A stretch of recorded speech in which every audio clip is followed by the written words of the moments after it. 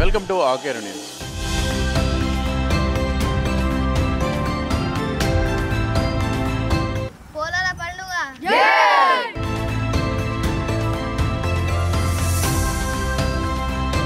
పొలం అమావాస్య పండుగని అమావాస్య రోజు జరుపుతుంటారు.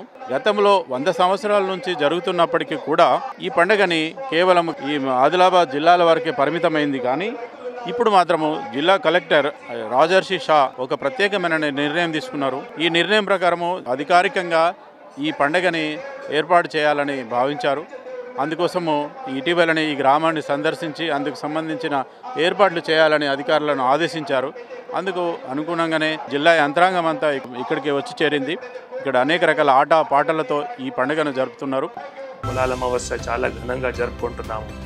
అండ్ ఒక ఏవైతే ట్రెడిషన్ ఉన్నాయో, ఒక ఏవైతే కల్చర్ ఉన్నాయో, ఎట్లా స్టార్ట్ చేయాలి, మళ్ళీ తర్వాత ఎడ్లుకి ఎక్కడ తీసుకొని పోవాలి, ఎడ్లు అలంకరణ ఏవైతే చేస్తున్నారు, ఎడ్లుకి ఏ విధంగా పూజ చేస్తున్నారు అంటే ఒక చాలా సిస్టమేటిక్గా ఇది జరుగుతూ ఉంది.